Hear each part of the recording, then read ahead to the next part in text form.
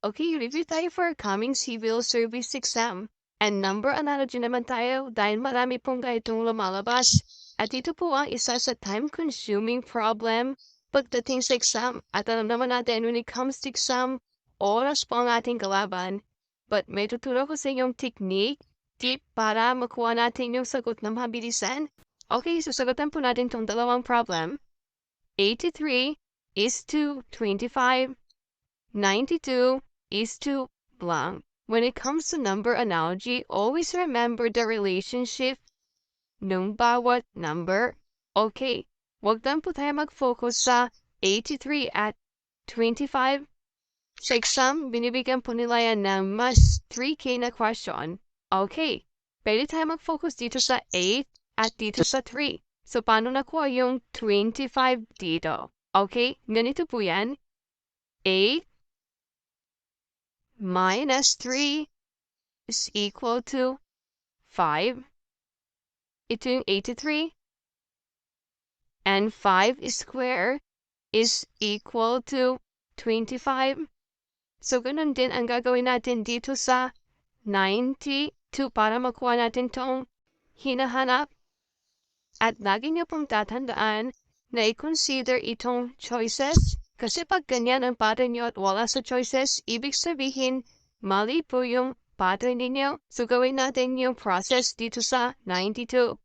9 minus 2 is equal to 7. And 7 is square natin is equal to 49. At tignan natin sa choices kung meron yung 49 at meron nga itong letter C. Therefore, ito po yung sagot. Medyo tricky siya. Paano ba magiging bihasa dito sa problem na to? Practice lang po tayo ng practice. So, ganun po yung technique para hindi po siya time-consuming. Number 2 naman, medyo mas tricky po siya. 17 is to 512. 13 is to blank. So, nakaka-overwhelm pag ganyan mga problem. Pero ganito pong gagawin natin. Okay. Okay, so paano nakuha yung 512? So, ganito po yung aking nakikita. Itong 17, okay, 1 plus 7 is equal to 8. Now, yung 8 cube. Paano pa natin makukuha yung 8 cube? 8 times 8 is equal to 64 times 8 is equal to 512. So, nakuha na po natin yung 512.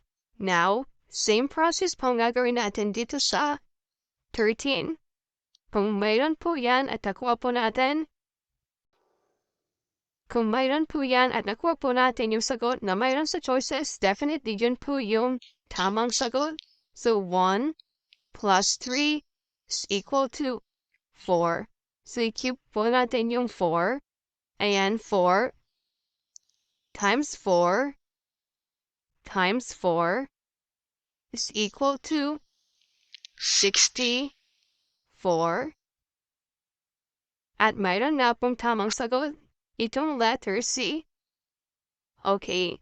So, medyo tricky yung mga questions. Ganyan po pag-exam. Pero pag practice po tayo ng practice, mapapadali po ang ating pagsagot. At yun lamang po, I hope you got this one and follow for more tips, updates, and tutorials for your coming exam. God bless!